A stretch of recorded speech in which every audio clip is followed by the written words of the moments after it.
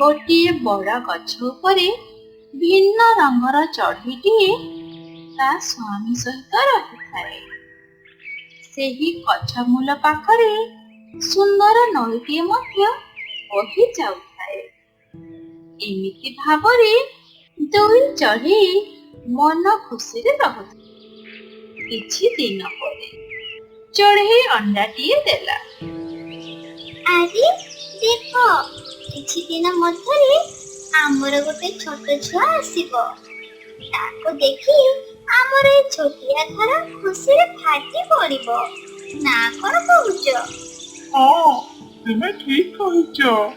ମୁଁ ବି ସେଦିନକୁ ଅପେକ୍ଷା କରିଛି। ଏବେ ତା ମୁହଁରୁ ବାପା ଡାକ ଶୁଣିବି। ଏମିତି ଭାବି ଦୁଇ ଚଢ଼େଇ ଖୁସିରେ ଡେଇଁବାକୁ ଲାଗିଲେ।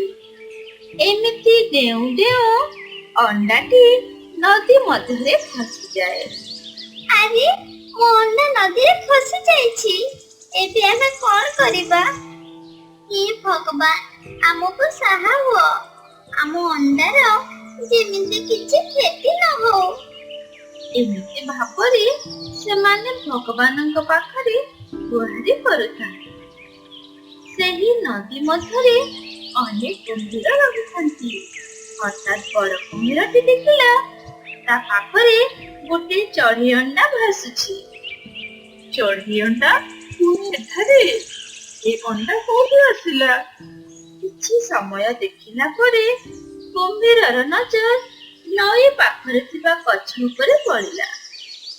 ଓ, ତାହେଲେ ଏଇ ଗଛ ଉପରୁ ଅଣ୍ଡାଟି ଖସି ପଡ଼ିଛି। ଏତିକି ବେଳେ ଅଣ୍ଡାଟି ଫୁଟିବାକୁ ଲାଗିଲା। କୁମ୍ଭୀରଟି ଚଢ଼େଇ ଛୁଆକୁ ଦେଖି ଭାରି ଖୁସି ହୋଇଯାଏ। ଆରେ ବାଃ, ଚଢ଼େଇ ଛୁଆଟି ଭାରି ସୁନ୍ଦରିଆ ହେଇଛି। ମୁଁ ୟାକୁ ପାଳି ପୋଷି ବଡ଼ କରିବି। ଆଜିଠୁ ଇଏ ମୋ ପାଖରେ ରହିବ। ଏମିତି ଭାବି କୁମ୍ଭୀରଟି ନଦୀ ମଧ୍ୟରେ ଥିବା ବଡ଼ ପଥର ଉପରେ ବସାଟିଏ ତିଆରି କଲା। ଆଉ ସେଠାରେ ଚଢ଼େଇ ଛୁଆ ସହିତ ରହିବାକୁ ଲାଗିଲା। ଏମିତି କିଛି ଦିନ ବିତିଯାଏ। ଗୋଟିଏ ଦିନ ଚଢ଼େଇ ଛୁଆ କୁମ୍ଭୀରକୁ କହିଲା, ମା, ମୋର ବାପା କାହିଁକି? ତାଙ୍କୁ ମୁଁ କେବେ ବି ଦେଖୁନି। ମୋର ବାପାଙ୍କୁ ଦେଖିବା ଭାରି ଇଚ୍ଛା ହେଉଛି ମା। ତମକୁ ଆଉ ଗୋଟେ କଥା ପଚାରିବାର ଅଛି ମା। ଆରେ ପଚାରୁନ, କଣ ଜାଣିବାର ଅଛି ତୋର? ଏଠାରେ ଯେତେବି ବାସ କରୁଛନ୍ତି ସମସ୍ତେ ପାଣି ଭିତରେ ତାଙ୍କର ଘର ତିଆରି କରିଛନ୍ତି। ହେଲେ ମା, ଆମେ କଣ ପାଇଁ ପଥର ଉପରେ ଘର କରିଛି? ଆମେ କଣ ପାଣି ଭିତରେ ରହିପାରିବାନି? ଆରେ ବେଟା, ସେଇଟା ଗୋଟିଏ ବଡ଼ ଘଟଣା। ଗୋଟିଏ ଦିନ ମୁଁ ପାଣିରେ ଡିଆଁ ଡୁଇଁ କରୁଥାଏ। ହଠାତ୍ ଗୋଟିଏ ଚଢ଼େଇ ଅଣ୍ଡା ନଦୀ ଭିତରେ ଖସି ପଡ଼ିଲା। ଆଉ କିଛି ସମୟ ପରେ ସେଥିରେ ଗୋଟେ ସୁନ୍ଦର ଚଢ଼େଇ ଛୁଆ ବାହାରକୁ ଆସିଲା। ମୁଁ ତାକୁ ମୋ ପାଖରେ ରଖି ପାଳି ପୋଷି ବଡ଼ କଲି। ସେ ହେଉଛି ଚଢ଼େଇ ଛୁଆ। ପାଣି ଭିତରେ ରହିଲେ ତାର ନିଶ୍ୱାସ ବନ୍ଦ ହୋଇଯିବ। ସେଇଥିପାଇଁ ମୁଁ ଏଇ ପଥର ଉପରେ ଘର କଲି ଆଉ ରହିବାକୁ ଲାଗିଲି। ତୁ ଜାଣିଛୁ ବେଟା, ସେ କିଏ? ସେ କିଏ ମା? ସେ ହେଉଛୁ ତୁ। ମୁଁ ତୋର ପ୍ରକୃତ ମା ନୁହଁ। ମା, ତୁମେ ମିଛ କହୁନି ମା। ମୁଁ ତୁମ ନିଜ ଝିଅ। ନାଇଁ ବେଟା, ତୋର ପ୍ରକୃତ ବାପା ମା ଏଇ ନଦୀ ପାଖରେ ଥିବା ବଡ଼ ଗଛ ଉପରେ ବସା ତିଆରି କରିକି ରହୁଛନ୍ତି। ସେତେବେଳେ ମତେ ଲୋଭ ଖାଇଯାଇଥିଲା। ସେଇଥିପାଇଁ ମୁଁ ତାଙ୍କୁ ଫେରେଇ ନଥିଲି।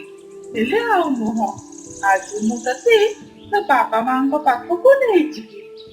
ଏମିତି କହି କୁମ୍ଭୀର ସେହି ଚଢ଼େଇ ଛୁଆଟିକୁ ନେଇ ସେହି ଗଛ ମୂଳକୁ ଚାଲିଗଲା।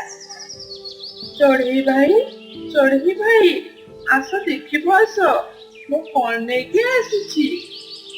କଣ ନେଇକି ଆସିଛ କୁମ୍ଭୀର ଭଉଣୀ? ଚଢ଼େଇ ଭାଇ, ଦେଖିଲ ମୋ ସାଙ୍ଗରେ କିଏ ଆସିଛି? କଣ ଜାଣିପାରିଲ? ନା କୁମ୍ଭୀର ଭଉଣୀ। ତାପରେ କୁମ୍ଭୀର ତାଙ୍କୁ ସବୁ କଥା କହିଲା। ଇଏ ମୋ ଝିଅ। ହଁ ଚଢେଇ ଭାଇ, ଇଏ ତମ ଝିଅ। ଆଜି ମୁଁ ତମକୁ ଫେରେଇ ଦେବା ପାଇଁ ଆସିଛି। ଆଉ ମୋର ଭୁଲ ପାଇଁ ମୁଁ ଅନୁତାପ କରୁଛି। ମତେ ତୁମେ କ୍ଷମା କରିଦିଅ ଚଢେଇ ଭାଇ। ମୋ ପାଇଁ ତୁମେମାନେ ଆଜି ପର୍ଯ୍ୟନ୍ତ କାନ୍ଦି ଆସିଛ। ନା କୁମ୍ଭୀର ଭଉଣୀ, ତୁମର କିଛି ବି ଭୁଲ ନାହିଁ। ତମେ ଯଦି ଆମ ଅଣ୍ଡାକୁ ଠିକ ସମୟରେ ସୁରକ୍ଷିତ ଜାଗାରେ ରଖିନଥାନ୍ତ, ତାହେଲେ କଣ ଯେ ହେଇଥାନ୍ତା ଭାବିଲା ବେଳକୁ ଭାରି ଭଲ ଲାଗୁଛି। ଶେଷରେ ଚଢେଇ ଛୁଆଟି ତା ନିଜ ବାପା ମାଙ୍କ ପାଖକୁ ଫେରି ଆସିଲା ଆଉ ଖୁସି ଖୁସି ରହିବାକୁ ଲାଗିଲା।